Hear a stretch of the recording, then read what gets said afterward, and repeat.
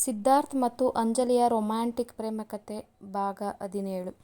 ಎಲ್ಲರೂ ಜಾತ್ರೆಯನ್ನು ಮುಗಿಸಿ ಮನೆಯ ಕಡೆಯ ದಾರಿಯಲ್ಲಿ ಹೋಗುತ್ತಿರುವಾಗ ದಾರಿಯಲ್ಲಿ ಇಂದು ದೇವಸ್ಥಾನದ ಬಳಿ ಇವರ ಜೊತೆ ಕಿರಿಕ್ ಮಾಡಿಕೊಂಡಿದ್ದ ಪುಂಡ ಹುಡುಗರ ಗುಂಪೊಂದು ಅವರ ಕಾರನ್ನು ಅಡ್ಡಗಟ್ಟಿ ನಿಂತಿತ್ತು. ಅವರ ಜೊತೆಗೆ ಇನ್ನೂ 4 ಜನ ಹುಡುಗರನ್ನು ಕರೆದುಕೊಂಡು ಬಂದಿದ್ದರು. ಅವರನ್ನು ನೋಡಿದ ಅಂಜಲಿ, ಸರ್, ಅಣ್ಣ, ನೀವು ಜಾತ್ರೆಯಲ್ಲಿ ಹೊಡೆದರಲ್ಲ ಆ ಹುಡುಗರು ಎಂದು ಗಾಬರಿಯಲ್ಲಿ ಹೇಳುತ್ತಾಳೆ. ಗೊತ್ತಾಯಿತು ಅಂಜಲಿ, ನಾವು ಏನು ಅಂತ ವಿಚಾರಿಸುತ್ತೇವೆ. ನೀವಿಬ್ಬರು ಗಾಡಿಯಲ್ಲೇ ಇರಿ, ಕೆಳಗೆ ಇಳಿಯಬೇಡಿ ಎಂದು ಹೇಳಿ ರಮೇಶ್ ಮತ್ತು ಸಿದ್ಧಾರ್ಥ್ ಕಾರಿನಿಂದ ಕೆಳಗೆ ಇಳಿಯುತ್ತಾರೆ. ಅವರ ಗಾಡಿಯ ಹಿಂದೆಯೇ ಬರುತ್ತಿದ್ದ ಬದ್ರಿಗೂ ಕೂಡ ವಾಸ್ತವ ಅರ್ಥವಾಗುತ್ತದೆ. ಜೊತೆಯಲ್ಲಿದ್ದ ರತ್ನಿಯನ್ನು ಕೆಳಗೆ ಇಳಿಸಿ, ನೀನು ಇಲ್ಲೇ ಇರು, ಅದೇನು ನೋಡಿಕೊಂಡು ಬರ್ತೀನಿ ಎಂದು ರಮೇಶ್ ಮತ್ತು ಸಿದ್ಧಾರ್ಥ್ ಬಳಿ ಬದ್ರಿಯು ಹೋಗುತ್ತಾನೆ. ಏನ್ರಲ್ಲ ನಿಮ್ದು, ಯಾಕ್ರಲ್ಲ ದಾರಿ ಅಡ್ಡ ಬಂದು ನಿಂತಿದ್ದೀರಾ ಎಂದು ಬದ್ರಿ ಕೇಳುತ್ತಾನೆ. ಏನು ಬದ್ರಿ, ನಾವೇನು ಸುಮ್ಮನೆ ಹುಡುಗಿರ್ನ ಕೆಣಕಿದ್ರೆ ಅದ್ಯಾರೋ ನಿನ್ನ ಜೊತೆಲಿ ಇರೋರು ನನಗೆ ಹೊಡಿತಾರೆ. ಅಲ್ಲೇ ಒಂದು ಕೈ ನೋಡ್ಕೋತಿದ್ದೆ, ಜನ ಸೇರಿದ್ರು ಅಂತ ಸುಮ್ಮನೆ ಬಂದೆ. ಎಲ್ಲಿ ಆ ಹುಡುಗಿಯರು? ನೋಡೋಕೆ ಮಾತ್ರ ತುಂಬ ಚೆನ್ನಾಗಿ ಅವರೇ. ಇನ್ನೂ ಫ್ರೆಶ್ ಆಗೇ ಇದ್ದಾರಾ ಇಲ್ಲ ಕಾಗೆ ಮುಟ್ಟಿದ ಮಡಿಕೆಯಾ ಎಂದು ಕೇಳುತ್ತಾನೆ ಪುಂಡ ಹುಡುಗನೊಬ್ಬ.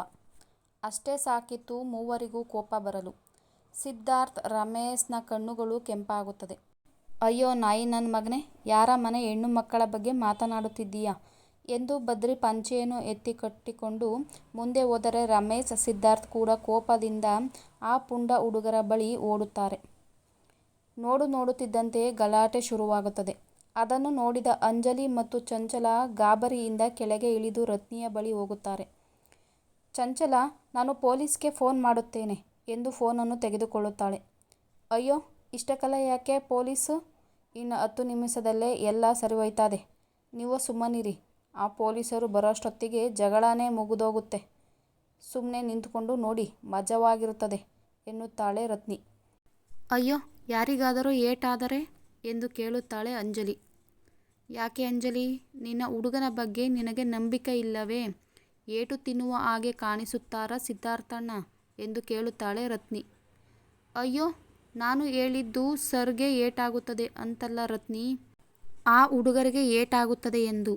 ಈ ಮೂವರ ಕೈಯಲ್ಲಿ ಅವರು ವಧೆ ತಿಂದು ಬದುಕಿದರೆ ಸಾಕು ಎಂದು ಕೈ ಹಿಸುಕಿಕೊಳ್ಳುತ್ತಾ ಭಯದಿಂದ ನೋಡುತ್ತಿರುತ್ತಾಳೆ ಅಂಜಲಿ. ಅನುಭವಿಸಲಿ ಬಾ, ನಿಮ್ಮನ್ನೇ ರೇಗಿಸುತ್ತಾರೆ ಎಂದು ಹೇಳುತ್ತಾಳೆ ರತ್ನಿ. ಅಯ್ಯೋ, ನಿನಗೆ ಗೊತ್ತಿಲ್ಲ ರತ್ನಿ, ಆ ನಿನ್ನ ಸಿದ್ಧಾರ್ಥ ಅಣ್ಣನ ಕೈಯಲ್ಲಿ ಏಟು ತಿಂದವರು ಮೇಲೆ ಹೇಳುವುದೇ ಕಷ್ಟ. ಯಾರಿಗೂ ಏನೂ ಏಟಾಗದಿರಲಿ ಗಣೇಶ ಎಂದು ತನ್ನ ಇಷ್ಟ ದೇವರಿಗೆ ನಿಂತಲ್ಲೇ ಕೈ ಮುಗಿಯುತ್ತಾಳೆ ಅಂಜಲಿ. ರತ್ನಿ ಅವಳ ಮಾತಿಗೆ ತಲೆ ಕೆರೆದುಕೊಳ್ಳುತ್ತಾ, ಹೊಡೆದರೆ ಏಟಾಗದೆ ಇರುತ್ತದ ಅಂಜಲಿ? ಅವರು ಅದನ್ನು ಮೊದಲೇ ಯೋಚಿಸಬೇಕಾಗಿತ್ತು. ನೀನು ಸುಮ್ಮನಿರು, ಅವರು ಚೆನ್ನಾಗೇ ವಧೆ ತಿನ್ನಲಿ. ಇನ್ನೊಂದು ಸಾರಿ ಯಾವ ಹುಡುಗಿಯರ ಬಗ್ಗೆ ಕೆಟ್ಟದಾಗಿ ಮಾತನಾಡಬಾರದು ಎಂದು ಹೇಳುತ್ತಾಳೆ ರತ್ನಿ. ಹೌದು, ರತ್ನಿ ಹೇಳುತ್ತಿರುವುದು ಸರಿಯಿದೆ, ನೀನು ಭಯಪಡಬೇಡ ಅಂಜಲಿ ಎನ್ನುತ್ತಾಳೆ ಚಂಚಲ. ಮೂವರ ಹೊಡೆತಕ್ಕೆ ಹುಡುಗರು ನಡುಗಿ ಹೋದರು. ಇತ್ತ ಅಂಜಲಿ ತನಗೇ ಏಟು ಬಿದ್ದ ರೀತಿ ಮುಖವನ್ನು ಕಿವುಚುತ್ತಿದ್ದರೆ, ಚಂಚಲ ಮಾತ್ರ ನಡೆಯುತ್ತಿದ್ದ ಹೊಡೆದಾಟವನ್ನು ನೋಡುತ್ತಾ ಸುಮ್ಮನೆ ನಿಂತಿದ್ದಳು. ಆದರೆ ರತ್ನಿ ಫುಲ್ ಜೋಶಿನಲ್ಲಿ ಇದ್ದಳು. ಏ ಬದ್ರಿ, ಅವನೇ ಹೆಚ್ಚಿಗೆ ಮಾತನಾಡುತ್ತಿದ್ದೋನು, ಅವನ ಹಲ್ಲು ಮುರಿಯಬೇಕು, ಹಾಗೆ ಹೊಡಿ. ಅಲ್ನೋಡು, ಆ ಬಿಳಿ ಅಂಗಿ ಹಾಕಿಕೊಂಡಿರೋನಿಗೆ 4 ಹೆಚ್ಚಾಗಿ ಹೊಡಿ, ಜಾಸ್ತಿ ಎಗರಾಡ್ತವನೆ ಎಂದು ಬದ್ರಿಗೆ ಸಲಹೆ ಕೊಡುತ್ತಿದ್ದಳು.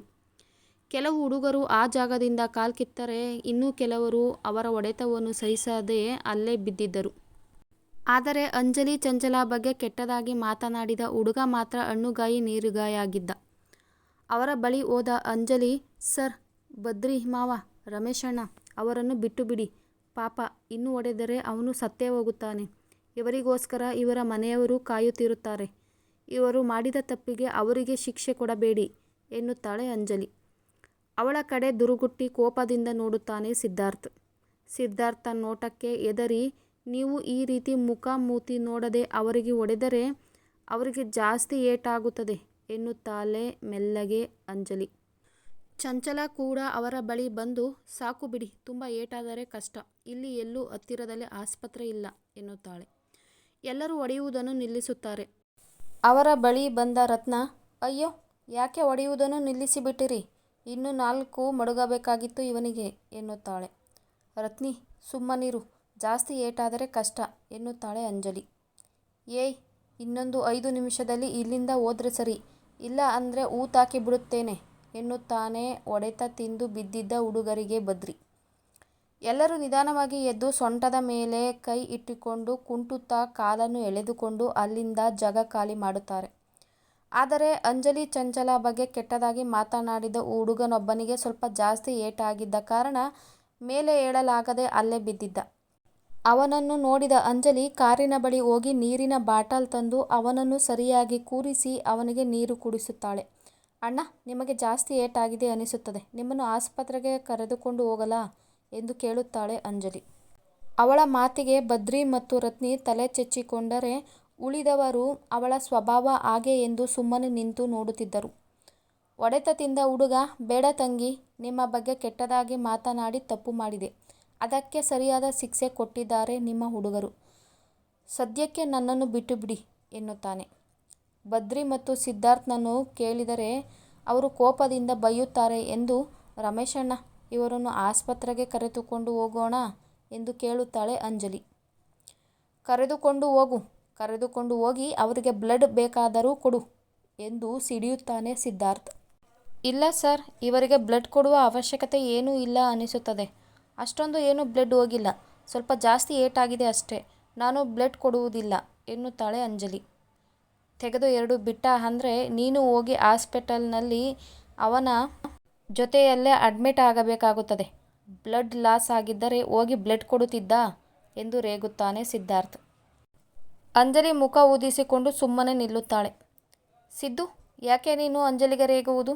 ಅವಳ ಬುದ್ಧಿ ನಿನಗೆ ಗೊತ್ತು ತಾನೆ ಎಂದು ಅಂಜಲಿ ಬಳಿ ಹೋಗಿ, ಅಂಜಲಿ, ನೀನೇನು ಬೇಜಾರು ಮಾಡಿಕೊಳ್ಳಬೇಡ, ಅವನು ಹಾಗೆ ಎನ್ನುತ್ತಾಳೆ ಚಂಚಲ.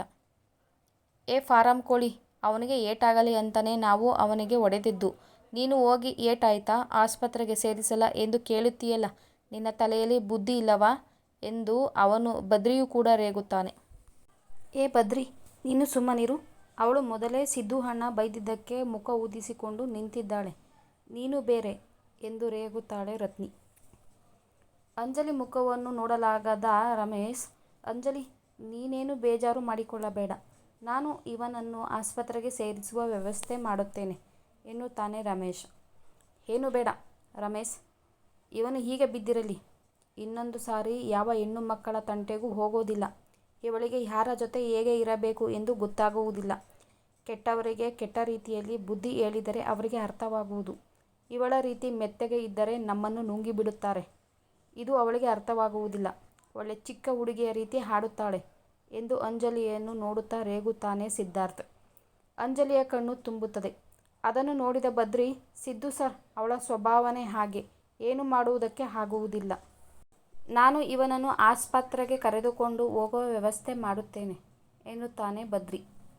ಬದ್ರಿ ಯಾರಿಗೋ ಫೋನ್ ಮಾಡಿ 5 ನಿಮಿಷದಲ್ಲಿ ಆಟೋವನ್ನು ತರಿಸುತ್ತಾನೆ. ಬದ್ರಿ ಆಟೋದವನ ಹತ್ತಿರ, ಲೋ ಮಗ, ಇವನನ್ನು ಸಿಟಿಯಲ್ಲಿ ಇರುವ ಗೌರ್ಮೆಂಟ್ ಆಸ್ಪತ್ರೆಗೆ ಬೀಳಿಸ್ಲಾ ಎಂದು ಆ ಹುಡುಗನನ್ನು ಆಟೋದೊಳಗೆ ಕೂರಿಸುತ್ತಾನೆ ಬದ್ರಿ. ಅಯ್ಯೋ, ಬೀಳಿಸಿ ಹೋಗಬೇಡಿ, ಅವರನ್ನು ಆಸ್ಪತ್ರೆಗೆ ಅಡ್ಮಿಟ್ ಮಾಡಿ ಪ್ಲೀಸ್ ಎಂದು ಹೇಳಿ ಏನೋ ನೆನೆದವಳಂತೆ ಕಾರಿನ ಬಳಿ ಓಡಿ ತನ್ನ ಪರ್ಸ್ ತೆಗೆದುಕೊಂಡು ಬಂದು ಆಟೋದೊಳಿ ಕುಳಿತಿದ್ದ ಹುಡುಗನಿಗೆ, ಅಣ್ಣ, ನಿಮ್ಮ ಹತ್ತಿರ ದುಡ್ಡು ಇಲ್ಲ ಅಂತ ಅನಿಸುತ್ತದೆ, ತೆಗೆದುಕೊಳ್ಳಿ, ಉಪಯೋಗಕ್ಕೆ ಬರುತ್ತದೆ ಎಂದು ಅವನಿಗೆ ದುಡ್ಡು ಕೊಡುತ್ತಾಳೆ ಅಂಜಲಿ. ವಧೆ ತಿಂದ ಹುಡುಗ ಅಂಜಲಿಯನ್ನು ನೋಡಿ, ಪರವಾಗಿಲ್ಲ ತಂಗವ್ವ, ನಮ್ಮ ಮನೆಯವರಿಗೆ ಫೋನ್ ಮಾಡುತ್ತೇನೆ, ನನ್ನನ್ನು ಕ್ಷಮಿಸಿ ಬಿಡು ತಂಗವ್ವ ಎಂದು ಕೇಳಿಕೊಳ್ಳುತ್ತಾನೆ ನೋವಿನ ಮಧ್ಯದಲ್ಲೂ. ಪರವಾಗಿಲ್ಲ, ಇಟ್ಟಿಕೊಳ್ಳಿ ಅಣ್ಣ ಎಂದು ಅವನ ಜೇಬಿಗೆ ದುಡ್ಡನ್ನು ಹಾಕುತ್ತಾಳೆ ಅಂಜಲಿ. ಅಂಜಲಿಯನ್ನೇ ಸುಡುವಂತೆ ನೋಡುತ್ತಿರುತ್ತಾನೆ ಸಿದ್ಧಾರ್ಥ್. ಅವನನ್ನು ನೋಡಿದ ಬದ್ರಿ, ಈ ಅಂಜಲಿಗೆ ಬುದ್ಧಿ ಇಲ್ಲ, ಒಳ್ಳೆ ಎಲ್ಸ್ ಆಡ್ದಂಗೆ ಆಡ್ತಾಳೆ ಎಂದು ಆಟೋ ಚಾಲಕನ ಬಳಿ ಹೋಗಿ, ಲೋ ಮಗ, ಬೇಗನೆ ಹೋಗ್ಲಾ ಇಲ್ಲಿಂದ, ಇಲ್ದಿದ್ರೆ ಇನ್ನೊಂದು ಯುದ್ಧ ನಡೆಯುತ್ತದೆ ಇಲ್ಲಿ ಎಂದು ರೇಗುತ್ತಾನೆ ಬದ್ರಿ. ಬದ್ರಿ ಹೇಳುತ್ತಿದ್ದಂತೆ ಆಟೋದವನು ಹೋಗುತ್ತಾನೆ. ಅಂಜಲಿ ಸಿದ್ಧಾರ್ಥ್ನನ್ನು ನೋಡುತ್ತಾಳೆ. ಅವನ ಸುಡುವ ನೋಟ ನೋಡಿ ಏನೂ ಹೇಳದೆ ಚಂಚಲ ಬಳಿ ಹೋಗಿ ನಿಲ್ಲುತ್ತಾಳೆ. ಆಯ್ತಾ ನಿನ್ನ ಸಮಾಜ ಸೇವೆ, ಇನ್ನೂ ಏನಾದರೂ ಬಾಕಿ ಇದೆಯಾ ಎಂದು ಕೇಳುತ್ತಾನೆ ಸಿದ್ಧಾರ್ಥ್. ಇನ್ನೇನು ಇಲ್ಲ ಸರ್, ಮನೆಗೆ ಹೋಗೋಣ ಎನ್ನುತ್ತಾಳೆ ಅಂಜಲಿ. ಹೌದು ಹೌದು, ಮನೆಗೆ ಹೋಗೋಣ. ಆಂಟಿ ಅಂಕಲ್ ನಮಗೋಸ್ಕರ ಕಾಯುತ್ತಿರುತ್ತಾರೆ ಎಂದು ಹೇಳುತ್ತಾಳೆ ಚಂಚಲ ವಿಷಯವನ್ನು ಬದಲಾಯಿಸಲು. ನೀನು ಸುಮ್ಮನಿರು ಚಂಚಲ, ವಿಷಯವನ್ನು ಬದಲಾಯಿಸಲು ನೋಡಬೇಡ ಎಂದು ಅಂಜಲಿಯ ಬಳಿ ಬಂದ ಸಿದ್ಧಾರ್ಥ್, ಅವನು ನಿನ್ನ ಮತ್ತು ಚಂಚಲಾಳ ಬಗ್ಗೆ ಎಷ್ಟು ಕೆಟ್ಟದಾಗಿ ಮಾತನಾಡಿದ ಗೊತ್ತಾ ಎಂದು ಕೈ ಮುಷ್ಟಿ ಮಾಡಿ ಕೇಳುತ್ತಾನೆ ಸಿದ್ಧಾರ್ಥ್. ನನಗೆ ಗೊತ್ತಿಲ್ಲ ಸರ್, ನಾವು ಕಾರಿನಲ್ಲಿ ಕುಳಿತಿದ್ದವಲ್ಲ, ಸರಿಯಾಗಿ ಕೇಳಿಸಲಿಲ್ಲ. ಏನು ಹೇಳಿದನು ಎಂದು ಕೇಳುತ್ತಾಳೆ ಅಂಜಲಿ. ಈ ಅಂಜಲಿಗೆ ಬುದ್ಧಿ ಇಲ್ಲ. ಸಿದ್ದು ಅಣ್ಣ ಕೆಟ್ಟದಾಗಿ ಮಾತನಾಡಿದರು ಅಂತ ಹೇಳಿದ್ರುವೆ ಏನು ಹೇಳಿದ್ರು ಅಂತ ಕೇಳುತ್ತಿದ್ದಾಳಲ್ಲ ಎಂದು ತಲೆ ಚೆಚ್ಚಿಕೊಳ್ಳುತ್ತಾಳೆ ರತ್ನಿ. ಅಂಜಲಿ, ನನಗೆ ಕೋಪ ಬರಿಸಬೇಡ. ಅವನು ಕೆಟ್ಟದಾಗಿ ಮಾತನಾಡಿದ ಎಂದರೂ ಏನು ಮಾತನಾಡಿದ ಎಂದು ಕೇಳುತ್ತೀಯಲ್ಲ, ಅದನ್ನು ನನ್ನ ಬಾಯಲ್ಲೇ ಕೇಳುವ ಆಸೆಯ ನಿನಗೆ, ಬುದ್ಧಿ ಇಲ್ಲವಾ ಎನ್ನುತ್ತಾನೆ. ನೀವು ಕೋಪ ಮಾಡಿಕೊಳ್ಳಬೇಡಿ ಸರ್, ನೀವು ಏನೂ ಹೇಳುವುದು ಬೇಡ. ಸದ್ಯಕ್ಕೆ ಮನೆಗೆ ಹೋಗೋಣ. ಇವತ್ತು ಹಬ್ಬ, ಎಲ್ಲ ಖುಷಿಯಾಗಿ ಇರಬೇಕಾದ ಸಮಯ. ಹೀಗೆ ಕೋಪ ಮಾಡಿಕೊಂಡು ಜಗಳವಾಡುವುದು ಬೇಡ ಎಂದು ಹೇಳುತ್ತಾಳೆ ಅಂಜಲಿ. ಹೌದು ಹೌದು, ಇವತ್ತು ಹಬ್ಬ, ಹಬ್ಬದ ದಿನ ಈ ರೀತಿ ಜಗಳವಾಡುವುದು ಬೇಡ. ಮನೆಗೆ ಹೋಗೋಣ. ಆಂಟಿ ಹಬ್ಬದ ಅಡುಗೆಯನ್ನು ಮಾಡಿರುತ್ತಾರೆ, ಹೋಗಿ ಊಟ ಮಾಡೋಣ ಬನ್ನಿ ಎಂದು ಹೇಳುತ್ತಾಳೆ ಚಂಚಲ. ಇವರಿಗೆ ಯಾವಾಗಲೂ ತಿನ್ನುವುದೇ ಚಿಂತೆ ಎಂದು ಗೊಣಗುತ್ತಾನೆ ರಮೇಶ್. ಅಂಜಲಿ ಸಿದ್ಧಾರ್ಥ್ ಬಳಿ ಹೋಗಿ, ಸರ್ ಪ್ಲೀಸ್ ಬೇಜಾರಾಗಬೇಡಿ. ನೀವು ಈ ರೀತಿ ಇದ್ದರೆ ನನಗೆ ಅಳು ಬರುತ್ತದೆ. ಅತ್ತು ಬಿಡುತ್ತೇನೆ ಅಷ್ಟೇ ಎಂದು ಕಣ್ಣು ತುಂಬಿಕೊಂಡು ನಿಲ್ಲುತ್ತಾಳೆ ಅಂಜಲಿ. ಅವಳ ಕಣ್ಣೀರನ್ನು ನೋಡಿ ಕರಗುತ್ತಾನೆ ಸಿದ್ಧಾರ್ಥ್. ಸರಿ ಆಯಿತು, ನಾನು ಬೇಜಾರು ಮಾಡಿಕೊಳ್ಳುವುದಿಲ್ಲ. ನೀನು ಈಗ ಅಳುವುದನ್ನು ನಿಲ್ಲಿಸು. ನನಗೆ ನೀನು ಅಳುವುದನ್ನು ನೋಡಲು ಆಗುವುದಿಲ್ಲ ಎಂದು ಅವಳ ಕಣ್ಣೀರನ್ನು ಒರೆಸುತ್ತಾನೆ ಸಿದ್ಧಾರ್ಥ್. ಅಯ್ಯೋ ಎಷ್ಟು ಚೆಂದ ನಿಮ್ಮ ಜೋಡಿ. ನೋಡೋ ಬದ್ರಿ, ಸಿದ್ಧಾರ್ಥ್ ಅಣ್ಣ ಅಂಜಲಿಗೋಸ್ಕರ ಎಷ್ಟು ಬೇಗ ಕೋಪ ಕಡಿಮೆ ಮಾಡಿಕೊಂಡರು ಎಂದು. ನೀನು ಇದ್ದೀಯ, ನಾನೇನಾದರೂ ತಪ್ಪು ಮಾಡಿದರೆ ನನಗೆ ಬೈದು ಕೋಪ ಮಾಡಿಕೊಂಡು 4 ದಿನ ಮಾತೇ ಆಡುವುದಿಲ್ಲ ನೀನು. ಆಗ ನನಗೆ ಎಷ್ಟು ಕಷ್ಟವಾಗುತ್ತದೆ ಗೊತ್ತಾ ಎಂದು ಹೇಳುತ್ತಾಳೆ ರತ್ನಿ. ಲೇ ರತ್ನಿ, ಅಂಜಲಿ ಯಾವ ತಪ್ಪು ಮಾಡುವುದಿಲ್ಲ, ಬರೀ ಎಡವಟ್ಟು ಮಾಡಿಕೊಳ್ಳುತ್ತಾಳೆ ಅಷ್ಟೇ.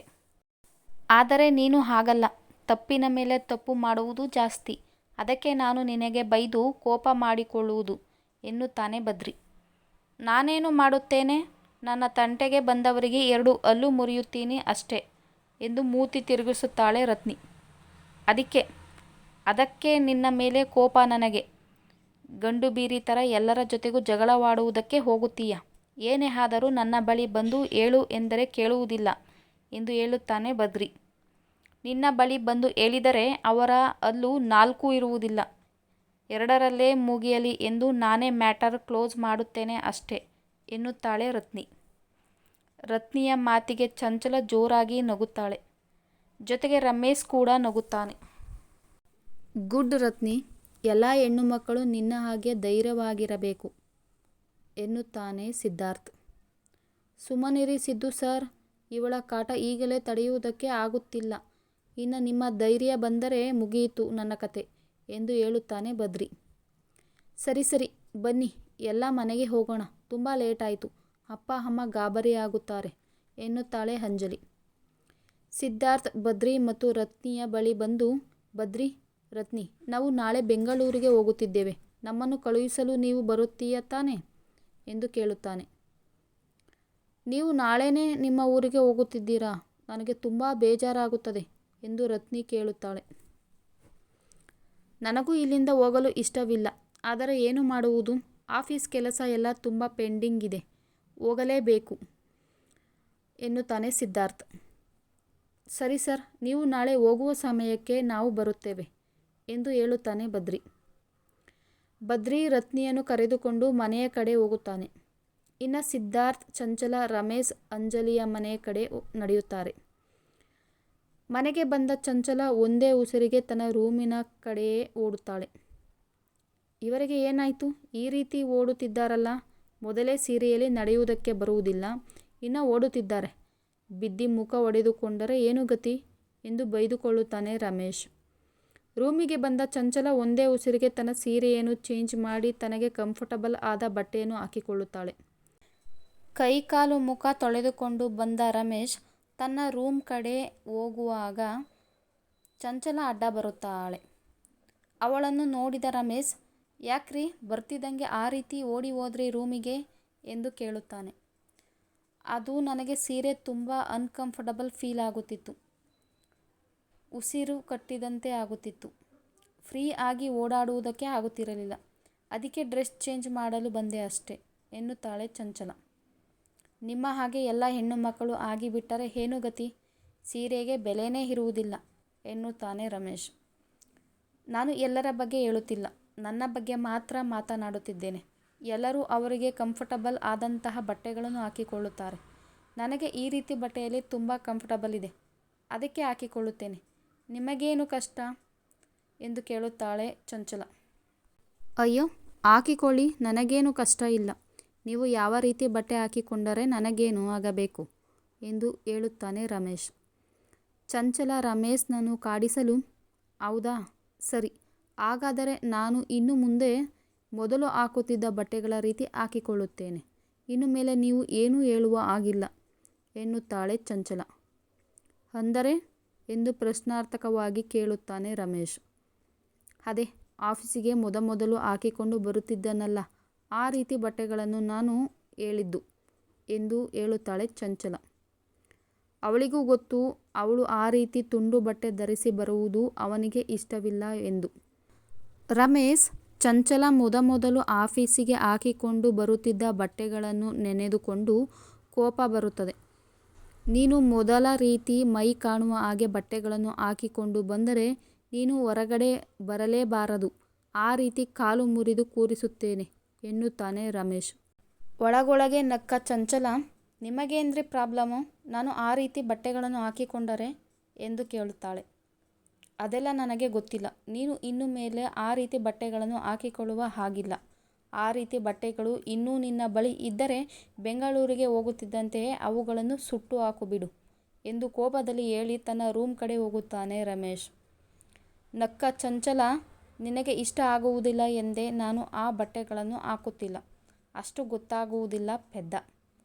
ಆ ಬಟ್ಟೆಗಳ ಮೇಲೆ ಆಸೆ ಹೊರಟು ಹೋಯಿತು. ನಿನಗೆ ಇಷ್ಟ ಇಲ್ಲದಿರುವುದು ನಾನು ಏನೂ ಮಾಡುವುದಿಲ್ಲ. ನಿನಗೋಸ್ಕರ ನಾನು ಏನು ಮಾಡಲು ಸಿದ್ಧ. ಇನ್ನು 1000 ಬದಲಾವಣೆಗಳನ್ನು ನೀನು ಕೇಳಿದರೂ ನಾನು ಮಾಡಿಕೊಳ್ಳುತ್ತೇನೆ. ನನಗೆ ನೀನು ಮಾತ್ರ ಮುಖ್ಯ. ಐ ಲವ್ ಯು ರಮೇಶ್ ಎಂದು ಮನಸ್ಸಿನಲ್ಲಿ ಹೇಳಿಕೊಳ್ಳುತ್ತಾ ಅವನು ಹೋದ ದಾರಿಯನ್ನೇ ನೋಡುತ್ತಾ ನಿಂತಿರುತ್ತಾಳೆ. ಚಂಚಲಾಳ ಬಳಿ ಬಂದ ಅಂಜಲಿ, ಏನು ಚಂಚಲ, ನನ್ನ ಅಣ್ಣನಿಗೆ ಕಾಳಾಕುತ್ತಿದ್ದೀಯಾ ಎಂದು ಕೇಳುತ್ತಾಳೆ. ಆಶ್ಚರ್ಯದಲ್ಲಿ ಕಣ್ಣುಗಳನ್ನು ಅರಳಿಸಿ, ನಿನಗೇಗೆ ಗೊತ್ತಾಯಿತು ಅಂಜಲಿ ಎಂದು ಕೇಳುತ್ತಾಳೆ ಚಂಚಲ. ನನಗೆ ಹೇಗೋ ಗೊತ್ತಾಯಿತು. ಈಗ ನೀನು ಹೇಳು, ನಾನು ಹೇಳಿದ್ದು ನಿಜ ತಾನೇ ಎಂದು ಕೇಳುತ್ತಾಳೆ ಅಂಜಲಿ. ಹೌದು, ನಾನು ನಿನ್ನ ಅಣ್ಣನಿಗೆ ಕಾಳಾಕುತ್ತಿದ್ದೇನೆ. ಆದರೆ ನಿನ್ನ ಅಣ್ಣ ನಾನು ಹಾಕಿದ ಕಾಳನ್ನು ತಿನ್ನುತ್ತಲೇ ಇಲ್ಲ ಎಂದು ಹೇಳುತ್ತಾಳೆ ಚಂಚಲ. ಚಂಚಲಾಳ ಮಾತಿಗೆ ನಕ್ಕ ಅಂಜಲಿ ಮನಸ್ಸಿನಲ್ಲಿಯೇ, ನೀನು ಹಾಕಿದ ಕಾಳನ್ನು ನಿನಗೆ ಕಾಣದ ಹಾಗೆ ನನ್ನ ಅಣ್ಣ ಯಾವಾಗಲೋ ತಿಂದಿದ್ದಾನೆ, ಆದರೆ ತೋರಿಸಿಕೊಳ್ಳುತ್ತಿಲ್ಲ ಅಷ್ಟೆ. ನೀನು ಅವನನ್ನು ಪ್ರೀತಿಸುತ್ತಿರುವ 2ರಷ್ಟು ಅವನು ನಿನ್ನನ್ನು ಪ್ರೀತಿಸುತ್ತಿದ್ದಾನೆ, ಆದರೆ ಒಪ್ಪಿಕೊಳ್ಳಲು ಕಷ್ಟಪಡುತ್ತಿದ್ದಾನೆ ಅಷ್ಟೆ ಎಂದುಕೊಳ್ಳುತ್ತಾಳೆ ಅಂಜಲಿ. ಯಾಕೆ ಅಂಜಲಿ, ಏನು ಮಾತನಾಡುತ್ತಿಲ್ಲ? ನಿನ್ನ ಅಣ್ಣನಿಗೆ ನಾನು ಕರೆಕ್ಟ್ ಜೋಡಿ ಆಗುವುದಿಲ್ಲ ಎಂದು ಯೋಚನೆ ಮಾಡುತ್ತಿದ್ದೀಯಾ ಎಂದು ಕೇಳುತ್ತಾಳೆ ಚಂಚಲ. ಹಾಗೇನೂ ಇಲ್ಲ ಚಂಚಲ, ನೀನು ನನ್ನ ಅಣ್ಣನಿಗೆ ತಕ್ಕನಾದ ಜೋಡಿ ಎಂದು ನನಗೆ ಗೊತ್ತು. ಕಷ್ಟವಾದರೂ ಅವನ ಇಷ್ಟದಂತೆ ಇರಬೇಕು ಎಂದು ನೀನು ಬದಲಾಗುತ್ತಿರುವ ರೀತಿಯಲ್ಲೇ ಗೊತ್ತಾಗುತ್ತದೆ ನೀನು ಅವನನ್ನು ಎಷ್ಟು ಪ್ರೀತಿಸುತ್ತಿದ್ದೀಯಾ ಎಂದು. ಇನ್ನು ಏನು ಬೇಕು ನನ್ನ ಅಣ್ಣನಿಗೆ ಎನ್ನುತ್ತಾಳೆ ಅಂಜಲಿ. ಹೌದು ಅಂಜಲಿ, ನಿನ್ನ ಅಣ್ಣನನ್ನು ನಾನು ತುಂಬ ಪ್ರೀತಿಸುತ್ತಿದ್ದೀನಿ. ರಮೇಶ್ಗೋಸ್ಕರ ನಾನು ಎಷ್ಟು ಬೇಕಾದರೂ ಬದಲಾಗುತ್ತೇನೆ. ನನ್ನನ್ನು ನಿನ್ನ ಅಣ್ಣ ಒಪ್ಪಿಕೊಂಡರೆ ಸಾಕು, ನನಗೆ ಇನ್ನೇನು ಬೇಡ ಎನ್ನುತ್ತಾಳೆ ಚಂಚಲ. ನಿನ್ನಲ್ಲಿ ಏನೂ ಬದಲಾವಣೆಯನ್ನು ಇಷ್ಟಪಡದೆ ನನ್ನ ಅಣ್ಣ ಆಗಲೇ ನಿನ್ನನ್ನು ಒಪ್ಪಿಕೊಂಡಿದ್ದಾನೆ, ಅದು ನಿನಗೆ ಗೊತ್ತಾಗುತ್ತಿಲ್ಲ ಅಷ್ಟೆ ಎಂದು ಮನಸ್ಸಿನಲ್ಲಿಯೇ ಹೇಳಿಕೊಳ್ಳುತ್ತಾಳೆ ಅಂಜಲಿ. ಸರಿ ಚಂಚಲ, ನಿನ್ನ ಪ್ರೀತಿ ಆದಷ್ಟು ಬೇಗ ಅಣ್ಣನಿಗೆ ಗೊತ್ತಾಗಲಿ. ಅವನಿಗೆ ಅರ್ಥ ಮಾಡಿಸುವ ರೀತಿಯಲ್ಲಿ ಅರ್ಥ ಮಾಡಿಸು. ತಾಳ್ಮೆ ಕಳೆದುಕೊಳ್ಳಬೇಡ. ನಿನ್ನ ಪ್ರೀತಿಗೆ ತಾಳ್ಮೆ ಬಹಳ ಮುಖ್ಯವಾಗುತ್ತದೆ ಎನ್ನುತ್ತಾಳೆ ಅಂಜಲಿ. ಸರಿ ಎಂದು ತಲೆ ಆಡಿಸುತ್ತಾಳೆ ಚಂಚಲ. ಸರಿ, ಇವತ್ತು ಬೇಗ ಊಟ ಮಾಡಿ ಬೇಗ ಮಲಗೋಣ. ತುಂಬ ಓಡಾಡಿದ್ದರಿಂದ ಕಾಲು ನೋಯುತ್ತಿದೆ ಎನ್ನುತ್ತಾಳೆ ಅಂಜಲಿ. ಸರಿ ಎಂದು ಚಂಚಲ ಕೆಳಗಡೆ ಹೋಗುತ್ತಾಳೆ. ಅಂಜಲಿ ರಮೇಶ್ನನ್ನು ಕರೆಯಲು ರೂಮ್ಗೆ ಹೋಗುತ್ತಾಳೆ. ರಮೇಶ್ ಬಾಲ್ಕನಿಯಲ್ಲಿದ್ದ ಚೇರಿನ ಮೇಲೆ ಕುಳಿತು ಮೊಬೈಲ್ ನೋಡುತ್ತಿರುತ್ತಾನೆ. ಹಿಂದಿನಿಂದ ಬಂದ ಅಂಜಲಿ ಅವನು ಮೊಬೈಲ್ ನೋಡುತ್ತಿರುವುದನ್ನು ನೋಡುತ್ತಾಳೆ. ರಮೇಶ್ ತನ್ನ ಮೊಬೈಲ್ನಲ್ಲಿ ಈ ದಿನ ತೆಗೆದ ಚಂಚಲಾಳ ಫೋಟೋವನ್ನು ನೋಡುತ್ತಾ ಮುಗುಳುನಗೆ ಬೀರುತ್ತಿರುತ್ತಾನೆ. ಅದನ್ನು ನೋಡಿದ ಅಂಜಲಿ ಅವನನ್ನು ಎಚ್ಚರಿಸುವ ಸಲುವಾಗಿ 2 ಬಾರಿ ಮೆಲ್ಲಗೆ ಕೆಮ್ಮುತ್ತಾಳೆ. ಅಂಜಲಿ ಕೆಮ್ಮಿಗೆ ಗಾಬರಿಯಿಂದ ಫೋನ್ ಮರೆಮಾಚಿ ಹಿಂದೆ ತಿರುಗುತ್ತಾನೆ ರಮೇಶ್. ಎಲ್ಲಿ ಚಂಚಲ ಬಂದಳು ಎಂದು. ನಾನು ಎಲ್ಲ ನೋಡಿದೆ, ಮರೆಮಾಚುವ ಅಗತ್ಯವಿಲ್ಲ. ಏನು ಅಣ್ಣ, ನನ್ನ ಅತ್ತಿಗೆ ಆಗುವವಳ ಫೋಟೋವನ್ನು ಈ ರೀತಿ ನೋಡುತ್ತಿದ್ದೀಯಲ್ಲ, ಅವರಿಗೆ ಇವತ್ತು ನಿನ್ನದೇ ದೃಷ್ಟಿಯಾಗುತ್ತದೆ ಎನ್ನುತ್ತಾಳೆ ಅಂಜಲಿ. ರಮೇಶ್ ನಕ್ಕು, ದೃಷ್ಟಿಯಾಗಿದೆ ಎನ್ನುವುದನ್ನು ನಾನು ಒಪ್ಪುತ್ತೇನೆ. ಆದರೆ ನೀನು ಚಂಚಲಾಳನ್ನು ಅತ್ತಿಗೆ ಎಂದು ಕರೆದಿದ್ದು ನನಗೆ ಇಷ್ಟವಾಗಲಿಲ್ಲ ಎನ್ನುತ್ತಾನೆ ರಮೇಶ್. ಯಾಕೆ ಅಣ್ಣ, ನಿನಗೆ ಚಂಚಲಾಳನ್ನು ಕಂಡರೆ ಇಷ್ಟವಿಲ್ಲವಾ ಎಂದು ಕೇಳುತ್ತಾಳೆ ಅಂಜಲಿ. ಇಲ್ಲ ಎಂದರೆ ತಪ್ಪಾಗುತ್ತದೆ. ನಿನಗಾಗಲೇ ಗೊತ್ತಾಗಿದೆ ನಾನು ಚಂಚಲಾಳನ್ನು ಪ್ರೀತಿಸುತ್ತಿದ್ದೇನೆ ಎಂದು. ಆದರೆ ಪ್ರೀತಿನೇ ಬೇರೆ, ಜೀವನವೇ ಬೇರೆ ಅಂಜಲಿ ಎನ್ನುತ್ತಾನೆ ರಮೇಶ್. ಯಾಕೆ ಅಣ್ಣ, ಚಂಚಲ ಕೂಡ ನಿನ್ನನ್ನು ಪ್ರೀತಿಸುತ್ತಿದ್ದಾಳೆ. ಇಬ್ಬರೂ ನಿಮ್ಮ ಪ್ರೀತಿಯನ್ನು ಒಪ್ಪಿಕೊಳ್ಳಬಹುದಲ್ಲವಾ ಎನ್ನುತ್ತಾಳೆ ಅಂಜಲಿ. ಚಂಚಲ ನನ್ನನ್ನು ಪ್ರೀತಿಸುತ್ತಿದ್ದಾರೆ ಎಂದು ನನಗೆ ಗೊತ್ತು. ಆದರೆ ನನಗೆ ಆ ಪ್ರೀತಿಯನ್ನು ಒಪ್ಪಿಕೊಳ್ಳಲು ಆಗುವುದಿಲ್ಲ ಎನ್ನುತ್ತಾನೆ ರಮೇಶ್. ಯಾಕೆ ಅಣ್ಣ, ಅವಳ ಮೇಲೆ ನಿನಗೆ ಪ್ರೀತಿ ಇದ್ದರೂ ಯಾಕೆ ಒಪ್ಪಿಕೊಳ್ಳುತ್ತಿಲ್ಲ? ಏನು ನಿನ್ನ ಸಮಸ್ಯೆ ಎಂದು ಕೇಳುತ್ತಾಳೆ ಅಂಜಲಿ. ಚಂಚಲ ಶ್ರೀಮಂತ ಮನೆಯ ಹುಡುಗಿ, ಸಂಬಂಧಗಳ ಜೊತೆ ಬೆಳೆದ ಹುಡುಗಿ, ಲಕ್ಸುರಿ ಲೈಫ್ ಲೀಡ್ ಮಾಡುತ್ತಿರುವ ಹುಡುಗಿ. ಆದರೆ ಆಕರ್ಷಣೆಗೆ ಒಳಗಾಗಿ ನನ್ನನ್ನು ಪ್ರೀತಿಸುತ್ತಿದ್ದಾಳೆ ಅಷ್ಟೆ. ಆದರೆ ಅವಳಿಗೆ ಮುಂದಿನ ಜೀವನದ ಬಗ್ಗೆ ಅರಿವಿಲ್ಲ. ನಾನೊಬ್ಬ ಅನಾಥ, ಮಿಡಲ್ ಕ್ಲಾಸ್ ಜೀವನವನ್ನು ನಡೆಸುತ್ತಿರುವವನು. ಈಗ ನಾನು ನನ್ನ ಪ್ರೀತಿಯ ಆಸೆಗೆ ಅವಳನ್ನು ಒಪ್ಪಿಕೊಂಡರೆ ನಾನು ಅವಳಿಗೆ ದ್ರೋಹ ಮಾಡಿದಂತಾಗುತ್ತದೆ. ಈಗ ಅವಳು ವಾಸ್ತವದಲ್ಲಿ ಪ್ರೀತಿಯ ಅಮಲಿನಲ್ಲಿ ನನಗೋಸ್ಕರ ಎಲ್ಲವನ್ನೂ ಬದಲಾಯಿಸಿಕೊಳ್ಳುತ್ತೇನೆ ಎಂದು ನನ್ನ ಅಭಿರುಚಿಗೆ ತಕ್ಕ ಹಾಗೆ ಬದಲಾಗುತ್ತಿದ್ದಾರೆ. ಅದು ಎಷ್ಟು ದಿನ ಹೇಳು? ಮುಂದೊಂದು ದಿನ ನನ್ನ ಬಡತನ, ನನ್ನ ಅನಾಥ ಜೀವನ ಅವರಿಗೆ ಅಡ್ಡಿಯಾಗುವುದು ಬೇಡ. 2 ದಿನ ನನ್ನ ಹಿಂದೆ ಸುತ್ತುತ್ತಾರೆ. ನಾನು ಅವರಿಗೆ ಪ್ರತಿಕ್ರಿಯೆ ಕೊಡಲಿಲ್ಲವೆಂದರೆ ಸುಮ್ಮನಾಗುತ್ತಾರೆ. 2 ದಿನ ಕೂಗಾಡುತ್ತಾರೆ, ಮತ್ತೆ ಅವರ ದಾರಿಗೆ ವಾಪಸ್ ಹೋಗುತ್ತಾರೆ. ಅವರ ಯೋಗ್ಯತೆಗೆ ತಕ್ಕನಾದಂತಹ ಹುಡುಗನನ್ನು ಆರಿಸಿ ಮದುವೆಯಾಗುತ್ತಾರೆ ಎಂದು ಹೇಳುತ್ತಾನೆ ರಮೇಶ್. ಕೊನೆಯ ಮಾತನ್ನು ಹೇಳುವಾಗ ಅವನ ಗಂಟಲು ಉಬ್ಬುತ್ತದೆ. ದುಃಖ ತಡೆದು ಆ ಮಾತನ್ನು ಹೇಳುತ್ತಾನೆ ರಮೇಶ್. ಇಷ್ಟು ಹೊತ್ತು ರಮೇಶ್ ಮಾತನ್ನು ಕೇಳಿಸಿಕೊಳ್ಳುತ್ತಿದ್ದ ಅಂಜಲಿ ಒಂದು ನಿಟ್ಟುಸಿರು ಬಿಟ್ಟು, ನೀನು ನಿನ್ನ ಮೂಗಿನ ನೇರಕ್ಕೆ ಮಾತನಾಡುತ್ತಿದ್ದೀಯ ಅಣ್ಣ. ನೀನು ಹೇಳುವ ರೀತಿ ಚಂಚಲಾಳ ಪ್ರೀತಿ ಅಷ್ಟು ಸಡಿಲವಾಗಿಲ್ಲ. ನಿನ್ನನ್ನು ಅಷ್ಟು ಸುಲಭವಾಗಿ ಬಿಡುವುದಿಲ್ಲ. ಅವರು ತುಂಬ ಹಠ ಇರುವ ಹುಡುಗಿ. ನೀನು ಅವಳನ್ನು ನೆಗ್ಲೆಕ್ಟ್ ಮಾಡಿದಾಕ್ಷಣ ಅವಳು ನಿನ್ನಿಂದ ದೂರವಾಗುವುದಿಲ್ಲ. ಬದಲಿಗೆ ನಿನ್ನನ್ನು ಪಡೆಯಲೇಬೇಕೆಂಬ ಹಠ ಹುಟ್ಟುತ್ತದೆ ಅವರಿಗೆ. ಪ್ರೀತಿ ಎಂಬುದು ಯಾರನ್ನೂ ಹೇಗೆ ಬೇಕಾದರೂ ಬದಲಾಯಿಸುತ್ತದೆ. ಅದೇ ರೀತಿ ಚಂಚಲ ನಿನಗೋಸ್ಕರ ಬದಲಾಗುತ್ತಿದ್ದಾಳೆ ಅಷ್ಟೆ. ನನ್ನ ಪ್ರಕಾರ ಅದು ತಾತ್ಕಾಲಿಕವಲ್ಲ ಎಂದು ನನಗೆ ಅನಿಸುತ್ತದೆ. ನಿನಗೆ ಬುದ್ಧಿ ಹೇಳುವಷ್ಟು ನಾನು ದೊಡ್ಡ ಹುಡುಗಿ ಅಲ್ಲ. ನೀನೇ ನಿಧಾನವಾಗಿ ಯೋಚನೆ ಮಾಡಿ ತೀರ್ಮಾನ ತೆಗೆದುಕೋ. ನಾನು ನಿನ್ನನ್ನು ಈ ವಿಷಯದಲ್ಲಿ ಬಲವಂತ ಮಾಡುವುದಿಲ್ಲ. ಅಂದ ಹಾಗೆ ಇನ್ನೊಂದು ಮಾತು, ಇನ್ನೊಂದು ಸಾರಿ ನೀನು ನಾನು ಅನಾಥ, ನನಗೆ ಯಾವುದೇ ಸಂಬಂಧಗಳು ಇಲ್ಲ ಎಂದು ಹೇಳಿದರೆ ಆ ಕ್ಷಣದಿಂದ ನಾನು ಅಣ್ಣ ತಂಗಿ ಎಂಬ ಸಂಬಂಧವನ್ನು ಕಡಿದುಕೊಳ್ಳಬೇಕಾಗುತ್ತದೆ. ಇದು ನಾನು ನಿನಗೆ 2ನೇ ಬಾರಿ ಎಚ್ಚರಿಸುತ್ತಿರುವುದು ಎನ್ನುತ್ತಾಳೆ ಅಂಜಲಿ.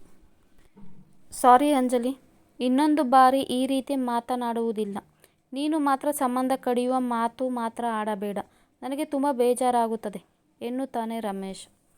ನೀನು ಪದೇ ಪದೇ ನಾನು ಅನಾಥ ಅನಾಥ ಎಂದು ಹೇಳುವಾಗಲೂ ನನಗೂ ಅಷ್ಟೇ ಬೇಜಾರಾಗುತ್ತದೆ ಎನ್ನುತ್ತಾಳೆ ಅಂಜಲಿ. ಸರಿ ಆಯಿತು, ಇನ್ನು ಮುಂದೆ ನಾನು ಆ ಮಾತು ಆಡುವುದಿಲ್ಲ. ಈಗ ಇಷ್ಟು ಕೋಪ ಬಂದಿರುವ ಅಂಜಲಿಯನ್ನು ನನಗೆ ನೋಡುವುದಕ್ಕೆ ಆಗುತ್ತಿಲ್ಲ. ಮುದ್ದು ಮುದ್ದಾಗಿ ಮಾತನಾಡುವ, ಸದಾ ನಗುಮುಖದಲ್ಲಿರುವ ಅಂಜಲಿ ನನಗೆ ಬೇಕು ಎನ್ನುತ್ತಾ ನಗುತ್ತಾನೆ ರಮೇಶ್. ನೀನು ಹೀಗೆ ಸದಾ ನಗುತ್ತಿದ್ದರೆ ನಾನು ಕೂಡ ಖುಷಿಯಾಗಿ ಇರುತ್ತೇನೆ ಎಂದು ಅವನ ಕೆನ್ನೆ ಹಿಂಡುತ್ತಾಳೆ ಅಂಜಲಿ. ಓಕೆ ಎಂದು ನಗುತ್ತಾನೆ ರಮೇಶ್. ಸರಿ, ಇವಾಗ ಊಟಕ್ಕೆ ಬಾ ಅಣ್ಣ. ಬೆಳಗ್ಗೆಯಿಂದ ಒಂದೇ ಸಮ ಸುತ್ತಾಡಿ ಸುಸ್ತಾಗಿರುತ್ತೆ. ಬೇಗ ಊಟ ಮಾಡಿ ಮಲಗುವರಂತೆ ಎನ್ನುತ್ತಾಳೆ ಅಂಜಲಿ. ಸರಿ, ನಾನು ಊಟಕ್ಕೆ ಕೆಳಗಡೆ ಹೋಗುತ್ತೇನೆ. ನೀನು ನಿನ್ನ ಪಾರಿವಾಳವನ್ನು ಕರೆದುಕೊಂಡು ಊಟಕ್ಕೆ ಬಾ ಎಂದು ಹೇಳಿ ಕೆಳಗಡೆ ಹೋಗುತ್ತಾನೆ ರಮೇಶ್. ಅಂಜಲಿ ಸಿದ್ಧಾರ್ಥನನ್ನು ಅರಸಿ ಟೆರೆಸ್ಗೆ ಹೋಗುತ್ತಾಳೆ. ಸಿದ್ಧಾರ್ಥ್ ಯಾವುದೋ ಫೋನ್ ಕರೆಯಲ್ಲಿ ಇರುತ್ತಾನೆ. ಅಂಜಲಿ ಸಿದ್ಧಾರ್ಥ್ ಬಳಿ ಹೋಗಿ ನಿಂತ ಮೇಲೂ 5 ನಿಮಿಷ ಮಾತನಾಡಿದ ನಂತರ ಫೋನ್ ಕಾಲ್ ಕಟ್ ಮಾಡುತ್ತಾನೆ. ಅಂಜಲಿ ಬಳಿ ತಿರುಗಿ, ಅಂಜಲಿ, ಆಫೀಸ್ ಕೆಲಸ ತುಂಬ ಪೆಂಡಿಂಗ್ ಉಳಿದಿದೆ. ನಾವು ನಾಳೆ ಬೇಗ ಬೆಂಗಳೂರಿಗೆ ಹೋಗಬೇಕು ಎನ್ನುತ್ತಾನೆ ಸಿದ್ಧಾರ್ಥ್. ಸಾರಿ ಸರ್, ನನ್ನಿಂದ ನಿಮಗೆ ತೊಂದರೆಯಾಗುತ್ತಿದೆ. ಬೆಳಿಗ್ಗೆ ತಿಂಡಿ ತಿಂದ ನಂತರ ಬೇಗ ಹೊರಡೋಣ. ಈಗ ನೀವು ಊಟಕ್ಕೆ ಬನ್ನಿ ಎನ್ನುತ್ತಾಳೆ ಅಂಜಲಿ. ಸಾರಿ ಏಕೆ? ನಾನು ಇಷ್ಟಪಟ್ಟೆ ಇಷ್ಟು ದಿನ ನಿನ್ನ ಊರಿನಲ್ಲಿದ್ದುದು. ನನ್ನ ಕನಸಾದ ಹೊಸ ಕಂಪನಿಯ ಕಟ್ಟುವ ಆಸೆ ನನಸಾಗುವ ಹಂತದಲ್ಲಿ ಇದೆ. ಇದೊಂದು ಕನಸು ಆಗಿಬಿಟ್ಟರೆ ಇನ್ನೇನು ತೊಂದರೆ ಇಲ್ಲ. ಅತ್ತೆಯ ಬಳಿ ನಮ್ಮಿಬ್ಬರ ಬಗ್ಗೆ ಸೂಕ್ಷ್ಮವಾಗಿ ತಿಳಿಸಿ ಅಪ್ಪನ ಕರೆದುಕೊಂಡು ಬಂದು ನಿನ್ನ ಮನೆಯಲ್ಲಿ ಮಾತನಾಡಿಸುತ್ತೇನೆ. ಓಕೆನಾ ಎನ್ನುತ್ತಾನೆ ಸಿದ್ಧಾರ್ಥ್. ಸರಿ, ನೀವು ಏನು ಹೇಳ್ತೀರೋ ಅದೇ ಆಗಲಿ. ಆ ದಿನಗಳಿಗೆ ನಾನು ಕಾಯುತ್ತಿದ್ದೀನಿ. ಈಗ ಎಲ್ಲರೂ ಊಟಕ್ಕೆ ಕೆಳಗಿದ್ದಾರೆ. ಬನ್ನಿ ಹೋಗೋಣ ಎನ್ನುತ್ತಾಳೆ ಅಂಜಲಿ. ಸರಿ ಎಂದು ಸಿದ್ಧಾರ್ಥ್ ಅಂಜಲಿಯ ಹಣೆಗೆ ಭರವಸೆಯ ಮುತ್ತನ್ನು ನೀಡಿ ಊಟಕ್ಕೆ ಬರುತ್ತಾನೆ. ಊಟ ಮಾಡುವ ಸಮಯದಲ್ಲಿ ಅಂಜಲಿ ನಾಳೆ ಬೆಂಗಳೂರಿಗೆ ಹೋಗುತ್ತಿರುವ ವಿಷಯವನ್ನು ಅವರ ಅಪ್ಪ ಅಮ್ಮನಿಗೆ ತಿಳಿಸುತ್ತಾಳೆ. ಅವರು ಹೋಗಲು ಒಪ್ಪಿಗೆ ಕೊಡುತ್ತಾರೆ. ಎಲ್ಲರೂ ಬೆಳಿಗ್ಗೆ ಬೇಗ ಎದ್ದು ಫ್ರೆಶ್ ಆಗಿ ತಿಂಡಿ ತಿಂದು ಬೆಂಗಳೂರಿನ ಕಡೆ ಹೋಗಲು ತಯಾರಾಗುತ್ತಾರೆ. ಅಷ್ಟರಲ್ಲಿ ಬದ್ರಿ ಕೂಡ ಮನೆಗೆ ಬರುತ್ತಾನೆ. ಹೋಗುವ ಮುನ್ನ ಎಲ್ಲರೂ ಅಂಜಲಿಯ ಅಪ್ಪ ಅಮ್ಮನಿಗೆ ತಾವು ಆ ಕಡೆ ಹುಡುಗರಿಂದ ತರಿಸಿದ್ದ ಗಿಫ್ಟ್ಗಳನ್ನು ಕೊಡುತ್ತಾರೆ. ಆಂಟಿ, ಅಂಕಲ್, ನನಗೆ ನಿಮ್ಮ ಮನೆ ಬಿಟ್ಟು ಹೋಗೋದಿಕ್ಕೆ ಮನಸ್ಸೇ ಬರುತ್ತಿಲ್ಲ. ಹೊಸ ಜಾಗ, ಹೊಸ ವಾತಾವರಣವಾದರೂ ತುಂಬ ಕಂಫರ್ಟಬಲ್ ಆಗಿದೆ. ತುಂಬ ಖುಷಿಯಾಯಿತು ಇಷ್ಟು ದಿನ ನಿಮ್ಮ ಮನೆಯಲ್ಲಿ ಇದ್ದಿದ್ದು. ಮತ್ತು ಇದು ನನ್ನ ಕಡೆಯಿಂದ ನಿಮಗೆ ಸ್ಮಾಲ್ ಗಿಫ್ಟ್ ಎಂದು ಅಂಜಲಿ ಅಮ್ಮನಿಗೆ ಒಂದು ಕಾಸ್ಟ್ಲಿ ರೇಷ್ಮೆ ಸೀರೆ ಮತ್ತು ಅಂಜಲಿ ಅಪ್ಪನಿಗೆ ವಾಚನ್ನು ಗಿಫ್ಟ್ ಮಾಡುತ್ತಾಳೆ ಚಂಚಲ. ನೀನು ಇಷ್ಟು ದಿನ ಖುಷಿಯಿಂದ ಈ ಮನೆಯಲ್ಲಿ ಇದ್ದೆ ಅಂದಲ್ಲ, ಅದೇ ಸಾಕು ಕಣಮ್ಮ. ಈ ಗಿಫ್ಟೆಲ್ಲ ಬೇಡ ಎನ್ನುತ್ತಾರೆ ಅಂಜಲಿಯ ಅಪ್ಪ. ಪ್ಲೀಸ್ ಅಂಕಲ್, ಬೇಡ ಅನ್ನಬೇಡಿ. ತುಂಬ ಆಸೆ ಪಟ್ಟು ತಂದಿದ್ದೇನೆ. ನಿಮ್ಮ ಮಗಳು ನಿಮಗೆ ಗಿಫ್ಟ್ ಮಾಡಿದ್ದರೆ ಬೇಡ ಅನ್ನುತ್ತಿದ್ದಾರಾ? ಅದೇ ರೀತಿ ಇದನ್ನು ತೆಗೆದುಕೊಳ್ಳಿ ಎನ್ನುತ್ತಾಳೆ ಚಂಚಲ. ನಂತರ ರಮೇಶ್ ಬಂದು ಅವರಿಬ್ಬರ ಬಳಿ ಆಶೀರ್ವಾದ ತೆಗೆದುಕೊಂಡು, ಅಂಕಲ್, ನಿಮ್ಮ ಮಗನ ಕಡೆಯಿಂದ ಸ್ಮಾಲ್ ಗಿಫ್ಟ್ ಬೇಡ ಎನ್ನಬಾರದು ಎಂದು ಅಂಜಲಿ ಅಮ್ಮನಿಗೆ 2 ಬಂಗಾರದ ಬಳೆಗಳು ಮತ್ತು ಅಂಜಲಿ ಅಪ್ಪನಿಗೆ ಒಂದು ಉಂಗುರವನ್ನು ಕೊಡುತ್ತಾನೆ ರಮೇಶ್. ಅಂಕಲ್, ಆಂಟಿ, ನನ್ನನ್ನು ನಿಮ್ಮ ಸ್ವಂತ ಮಗ ಎಂದು ಭಾವಿಸಿ ಒಮ್ಮೆ ನನ್ನ ಮನೆಗೆ ಬಂದರೆ ನನಗೆ ತುಂಬ ಖುಷಿಯಾಗುತ್ತದೆ ಎನ್ನುತ್ತಾನೆ ರಮೇಶ್. ಸ್ವಂತ ಮಗ ಎಂದು ಭಾವಿಸಿ ಎಂದು ಹೇಳಿ ನೀನೇ ನಮ್ಮನ್ನು ಅಂಕಲ್ ಆಂಟಿ ಅಂತ ಕರೆದರೆ ಹೇಗಪ್ಪ? ಪ್ರೀತಿಯಿಂದ ನಮ್ಮನ್ನು ಅಪ್ಪ ಅಮ್ಮ ಎಂದು ಕರೆ, ಅಷ್ಟೇ ಸಾಕು. ನನಗೆ ಈ ಗಿಫ್ಟೆಲ್ಲ ಬೇಡ ಎನ್ನುತ್ತಾರೆ ಅಂಜಲಿಯ ಅಮ್ಮ. ಅವರ ಮಾತು ಕೇಳಿ ರಮೇಶ್ ಕಣ್ಣುಗಳು ತುಂಬುತ್ತದೆ. Thank you uncle aunty. ನಿಮ್ಮನ್ನು ಪ್ರತಿ ಸಾರಿ ಅಂಕಲ್ ಆಂಟಿ ಎಂದು ಕರೆಯುವಾಗ ತುಂಬ ನೋವಾಗುತ್ತಿತ್ತು. ನಾನು ಅಂಜಲಿಯನ್ನು ನನ್ನ ಒಡಹುಟ್ಟಿದ ತಂಗಿ ಎಂದೇ ಭಾವಿಸಿದ್ದೇನೆ. ನಿಮ್ಮನ್ನು ಅಪ್ಪ ಅಮ್ಮ ಎಂದು ಕರೆಯಬೇಕು ಎಂದು ತುಂಬ ಆಸೆಯಿತ್ತು. ಅದಕ್ಕೆ ಪರ್ಮಿಷನ್ ಕೊಟ್ಟಿದ್ದಕ್ಕೆ ತುಂಬ ಥ್ಯಾಂಕ್ಸ್. ಇನ್ನು ಮುಂದೆ ನಾನು ನಿಮ್ಮನ್ನು ಅಪ್ಪಾಜಿ ಅಮ್ಮ ಎಂದೇ ಕರೆಯುತ್ತೇನೆ ಎನ್ನುತ್ತಾನೆ ರಮೇಶ್. ಪ್ರತಿ ಸಾರಿ ಫೋನ್ನಲ್ಲಿ ಅಂಜಲಿ ನಿನ್ನ ಬಗ್ಗೆ ಹೇಳುವಾಗ ನನಗೂ ಆಸೆ ಇತ್ತು ಕಣಪ್ಪ. ನಿನ್ನ ಹಾಗೆ ನನಗೆ ಒಬ್ಬ ಮಗ ಇರಬೇಕಾಗಿತ್ತು ಎಂದು. ನಿನ್ನ ಜೊತೆ ಅಂಜಲಿ ಕೆಲಸ ಮಾಡುತ್ತಿರುವುದೇ ನಮಗೆ ಒಂದು ರೀತಿಯ ನೆಮ್ಮದಿ ಕಣಪ್ಪ. ಯಾವ ಸಂಕೋಚವಿಲ್ಲದೆ ನಮ್ಮನ್ನು ಅಪ್ಪಾಜಿ ಅಮ್ಮ ಎಂದು ಕರೆಯಬಹುದು. ನಮಗೂ ಒಬ್ಬ ಮಗ ಇಲ್ಲ ಎನ್ನುವ ಕೊರಗನ್ನು ತುಂಬಿದಂತಾಗುತ್ತದೆ ಎನ್ನುತ್ತಾರೆ ಅಂಜಲಿಯ ಅಪ್ಪ. ಥ್ಯಾಂಕ್ ಯು ಅಪ್ಪಾಜಿ. ಹಾಗೆ ನಾನು ಕೊಟ್ಟ ಗಿಫ್ಟನ್ನು ಕೂಡ ಬೇಡ ಅನ್ನಬಾರದು. ಮಗ ಕೊಡುವ ಗಿಫ್ಟನ್ನು ಯಾವ ಅಪ್ಪ ಅಮ್ಮನೂ ಕೂಡ ಬೇಡ ಎನ್ನುವುದಿಲ್ಲ ಎನ್ನುತ್ತಾನೆ ರಮೇಶ್. ಖಂಡಿತ ತೆಗೆದುಕೊಳ್ಳುತ್ತೇನೆ ಕಣಪ್ಪ. ಅದೇ ರೀತಿ ನಾವು ಮುಂದೆ ನಿನಗೆ ಕೊಡುವ ಉಡುಗೊರೆಯನ್ನು ಕೂಡ ನೀನು ಇಲ್ಲ ಅನ್ನದೇ ಪಡೆಯಬೇಕು ಎನ್ನುತ್ತಾರೆ ಅಂಜಲಿಯ ಅಪ್ಪ. ಅಪ್ಪ ಅಮ್ಮನ ಬಳಿ ಉಡುಗೊರೆಯನ್ನು ಪಡೆಯುವ ಗಳಿಗೆ ನನಗೆ ಬಂದರೆ ಅದೇ ನನ್ನ ಪುಣ್ಯ. ಅದು ನನಗೆ ಬೆಸ್ಟ್ ಗಿಫ್ಟ್ ಆಗಿರುತ್ತದೆ ಎನ್ನುತ್ತಾನೆ ರಮೇಶ್. ನಂತರ ಸಿದ್ಧಾರ್ಥ್, ಪ್ಲೀಸ್ ನನ್ನ ಗಿಫ್ಟನ್ನು ಕೂಡ ಪಡೆಯಿರಿ. ಆಂಟಿ, ಇದು ನಿಮಗೆ. ಅಂಕಲ್, ಸಂಜೆ ನಿಮ್ಮ ಗಿಫ್ಟ್ ತಲುಪುತ್ತದೆ ಎಂದು ಅಂಜಲಿ ಅಮ್ಮನಿಗೆ ದೊಡ್ಡ ಪದಕವಿರುವ ಹಾರವನ್ನು ಕೊಡುತ್ತಾನೆ. ಆಂಟಿ, ಅಂಕಲ್, ಬೆಂಗಳೂರಿಗೆ ಬಂದರೆ ನಮ್ಮ ಮನೆಗೆ ಬರುವುದನ್ನು ಮರೆಯಬೇಡಿ. ನನ್ನ ಅಪ್ಪಾಜಿ ಮತ್ತು ಅತ್ತೆಗೆ ನಿಮ್ಮ ಮಗಳು ಅಂಜಲಿ ಎಂದರೆ ತುಂಬ ಇಷ್ಟ. ನೀವು ಮನೆಗೆ ಬಂದರೆ ಅವರಿಗೆ ತುಂಬ ಖುಷಿಯಾಗುತ್ತದೆ ಎನ್ನುತ್ತಾನೆ ಸಿದ್ಧಾರ್ಥ್. ಖಂಡಿತ ಬರುತ್ತೇವೆ ಕಣಪ್ಪ. ಆದರೆ ನೀವು 3 ಜನ ಕೊಟ್ಟ ಗಿಫ್ಟ್ ನಮಗೆ ಹಿಂಸೆ ನೀಡುತ್ತಿದೆ. ನಮ್ಮ ಬಳಿ ನಿಮಗೆ ಇಷ್ಟು ದೊಡ್ಡ ದೊಡ್ಡ ಉಡುಗೊರೆ ಕೊಡಲು ಏನೂ ಇಲ್ಲ ಎನ್ನುತ್ತಾರೆ ಅಂಜಲಿಯ ಅಮ್ಮ. ಪ್ಲೀಸ್ ಆಂಟಿ, ಆ ರೀತಿ ಹೇಳಬೇಡಿ. ಇಷ್ಟು ದಿನ ನೀವು ನಮ್ಮನ್ನು ನಿಮ್ಮ ಮನೆಯ ಮಕ್ಕಳ ಹಾಗೆ ಪ್ರೀತಿಯಿಂದ ನೋಡಿಕೊಂಡಿದ್ದೀರಲ್ಲ, ಅಷ್ಟೇ ಸಾಕು ನಮಗೆ. ನಿಮ್ಮಷ್ಟು ಪ್ರೀತಿ ಕೊಟ್ಟು ನಮಗೆ ನಿಮ್ಮನ್ನು ನೋಡಿಕೊಳ್ಳುವುದಕ್ಕೆ ಆಗುವುದಿಲ್ಲವೇನೋ, ಅಷ್ಟು ಚೆಂದವಾಗಿ ನೀವು ನಮ್ಮನ್ನು ನೋಡಿಕೊಂಡಿದ್ದೀರಾ ಎನ್ನುತ್ತಾಳೆ ಚಂಚಲ. ಅವರೆಲ್ಲರ ಮಾತುಕತೆಗಳನ್ನು ಮೂಕ ಪ್ರೇಕ್ಷಕನಂತೆ ನಿಂತು ನೋಡುತ್ತಿರುತ್ತಾನೆ ಬದ್ರಿ. ಮೂವರು ಅಂಜಲಿ ಅಪ್ಪ ಅಮ್ಮನ ಬಳಿ ಆಶೀರ್ವಾದ ಪಡೆದು ಕಾರನ್ನೇರುತ್ತಾರೆ. ಅಪ್ಪಾಜಿ, ಅಮ್ಮ, ನಾನಿನ್ನು ಬರುತ್ತೇನೆ. ನಿಮ್ಮ ಆರೋಗ್ಯದ ಕಡೆ ಗಮನ ಕೊಡಿ. ಅಪ್ಪ, ನೀನು ಹುಷಾರಾಗಿರಬೇಕು. ಮಳೆಯಲ್ಲಿ ಜಾಸ್ತಿ ನೆನೆದು ಕೆಲಸ ಮಾಡುವುದಕ್ಕೆ ಹೋಗಬೇಡ. ಪ್ರತಿದಿನ ನಾನು ನಿಮಗೆ ಫೋನ್ ಮಾಡುತ್ತೇನೆ ಎನ್ನುತ್ತಾಳೆ ಅಂಜಲಿ. ನಾವು ಇಲ್ಲಿ ಆರಾಮಾಗಿ ಇರುತ್ತೇವೆ ಮಗಳೇ, ನೀನು ಹುಷಾರು ಎನ್ನುತ್ತಾರೆ ಅಂಜಲಿಯ ಅಮ್ಮ. ನನ್ನ ಮಗಳು ಅಲ್ಲಿ ಯಾವ ತೊಂದರೆ ಇಲ್ಲದೆ ಚೆನ್ನಾಗಿರುತ್ತಾಳೆ ಎಂದು ನನಗೆ ಭರವಸೆ ಬಂತು. ತುಂಬ ಒಳ್ಳೆಯ ಸ್ನೇಹ ಮಾಡಿದ್ದೀಯ ಮಗಳೇ.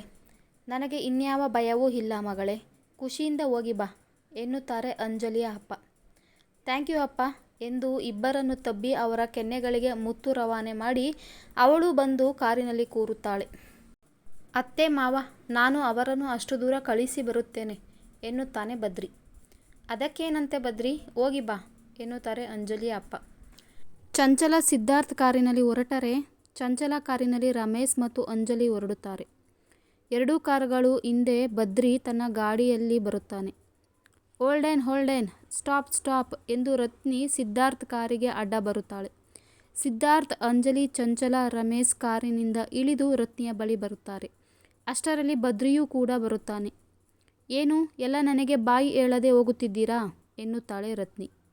ಎಲ್ಲಾದರೂ ಉಂಟಾ ರತ್ನಿ, ನಿನಗೆ ಹೇಳದೆ ನಾವು ಹೋಗುತ್ತೇವಾ ಎನ್ನುತ್ತಾಳೆ ಅಂಜಲಿ. ನೀನು ಇಲ್ಲಿ ನಮಗೋಸ್ಕರ ವೇಟ್ ಮಾಡುತ್ತಿದ್ದೀಯಾ ಎಂದು ತಿಳಿದೇ ನಾವು ಇಲ್ಲಿಗೆ ಬಂದಿದ್ದು ಎನ್ನುತ್ತಾಳೆ ಚಂಚಲ. ಸಿದ್ಧಾರ್ಥ್, ರಮೇಶ್, ಚಂಚಲ ಮತ್ತು ಅಂಜಲಿ ಕೂಡ ರತ್ನಿ ಮತ್ತು ಬದ್ರಿಗೆ ಗಿಫ್ಟ್ ತಂದಿರುತ್ತಾರೆ. ಸಿದ್ಧಾರ್ಥ್ ರತ್ನಿಗೆ ಐಫೋನ್ ತಂದರೆ ರಮೇಶ್ ರತ್ನಿಗೋಸ್ಕರ ರೇಷ್ಮೆ ಸೀರೆ ತಂದಿರುತ್ತಾನೆ. ಇದು ನನ್ನ ಪುಟ್ಟ ತಂಗಿಗೆ ಎಂದು ಇಬ್ಬರು ರತ್ನಿಗೆ ಉಡುಗೊರೆ ಕೊಡಲು ಹೋದರೆ ರತ್ನಿ ತೆಗೆದುಕೊಳ್ಳದೆ ಬದ್ರಿಯ ಮುಖವನ್ನು ನೋಡುತ್ತಾಳೆ. ಅವನ ಮುಖವನ್ನು ಏನು ನೋಡುವುದು ನೀನು ರತ್ನಿ? ಏನು ಬದ್ರಿ, ನಾವು ನಮ್ಮ ತಂಗಿಗೆ ಉಡುಗೊರೆ ಕೊಡಬಾರದಾ? ಅದಕ್ಕೆ ನಿನ್ನ ಪರ್ಮಿಷನ್ ಬೇಕಾ ಎಂದು ಕೇಳುತ್ತಾನೆ ರಮೇಶ್. ತೆಗೆದುಕೋ ರತ್ನಿ, ಇಲ್ಲದಿದ್ದರೆ ನಿನ್ನ ಇಬ್ಬರ ದೇವರ ಕೊಟ್ಟ ಅಣ್ಣಂದಿರು ನನ್ನನ್ನು ಸುಮ್ಮನೆ ಬಿಡುವುದಿಲ್ಲ ಎನ್ನುತ್ತಾನೆ ಬದ್ರಿ.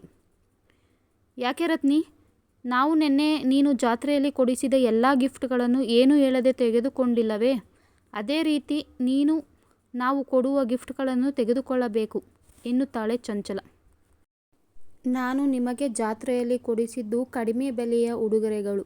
ಆದರೆ ನೀವು ಇಷ್ಟು ದುಬಾರಿ ಉಡುಗೊರೆ ಕೊಟ್ಟರೆ ನನಗೆ ತೆಗೆದುಕೊಳ್ಳಲು ಒಂಥರ ಆಗುತ್ತದೆ ಎನ್ನುತ್ತಾಳೆ ರತ್ನಿ. ಉಡುಗೊರೆಯಲ್ಲಿ ಬೆಲೆ ನೋಡಬಾರದು ರತ್ನಿ, ಅದರಲ್ಲಿರುವ ಪ್ರೀತಿ ನೋಡಬೇಕು ಎನ್ನುತ್ತಾ ರತ್ನಿ ಬಳಿ ಬಂದ ಅಂಜಲಿ ರತ್ನಿ ಮತ್ತು ಬದ್ರಿಗೋಸ್ಕರ ತಂದಿದ್ದ ಬಟ್ಟೆಗಳನ್ನು ಕೊಡುತ್ತಾಳೆ. ಚಂಚಲ ರತ್ನಿಗೋಸ್ಕರ ಮೇಕಪ್ ಕಿಟ್ಟನ್ನು ತಂದಿರುತ್ತಾಳೆ.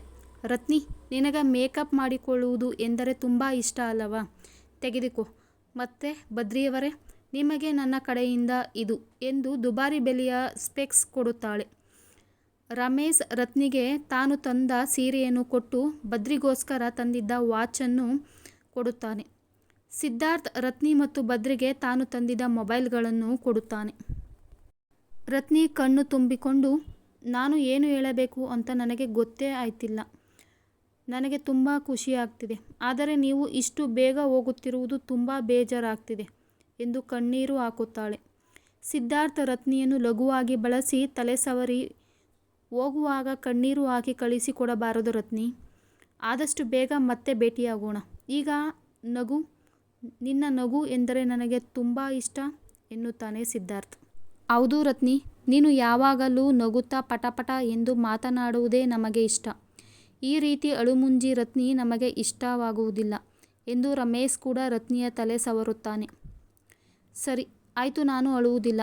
ಆದರೆ ನಾನು ನಿಮಗೋಸ್ಕರ ಏನೋ ತಂದಿದ್ದೇನೆ ಎಂದು ತನ್ನ TVS ಗಾಡಿಯ ಬಳಿ ಹೋಗಿ ಬ್ಯಾಗ್ಗಳನ್ನು ತಂದು, ಇದು ನಾನೇ ನಿಮಗೋಸ್ಕರ ಎಂದು ಮಾಡಿದ ತಿಂಡಿಗಳು, ತೆಗೆದುಕೊಳ್ಳಿ ಎಂದು ಎಲ್ಲರಿಗೂ ತಾನು ತಂದಿದ್ದ ಬ್ಯಾಗ್ಗಳನ್ನು ಕೊಡುತ್ತಾಳೆ. ಸೋ ಕ್ಯೂಟ್, ಥ್ಯಾಂಕ್ ಯು ರತ್ನಿ ಎನ್ನುತ್ತಾಳೆ ಚಂಚಲ. ಬನ್ನಿ, ಸಿದ್ಧಾರ್ಥ್ ಅಣ್ಣ ಕೊಡಿಸಿದ ಹೊಸ ಮೊಬೈಲ್ನಲ್ಲಿ ಎಲ್ಲರೂ ಫೋಟೋ ತೆಗೆದುಕೊಳ್ಳೋಣ ಎನ್ನುತ್ತಾಳೆ ರತ್ನಿ. ಸರಿ ಎಂದು ಎಲ್ಲರೂ ರತ್ನಿ ಮೊಬೈಲ್ನಲ್ಲಿ ಫೋಟೋ ತೆಗೆದುಕೊಳ್ಳುತ್ತಾರೆ. ನಿಮಗೆಲ್ಲರಿಗೂ ದಿನ ನಾನು ಫೋನ್ ಮಾಡುತ್ತೇನೆ, ಕೆಲಸ ಇದ್ದಾಗ ಮಾತನಾಡಬೇಡಿ, ಫ್ರೀ ಇದ್ದಾಗ ಮಾತನಾಡಿ ಎನ್ನುತ್ತಾಳೆ ರತ್ನಿ. ಕೆಲಸ ಇದ್ದರೂ ಪರವಾಗಿಲ್ಲ ರತ್ನಿ, ನಿನಗೋಸ್ಕರ ಫ್ರೀ ಮಾಡಿಕೊಂಡು ನಿನ್ನ ಜೊತೆ ಮಾತನಾಡುತ್ತೀವಿ ಎನ್ನುತ್ತಾಳೆ ಅಂಜಲಿ.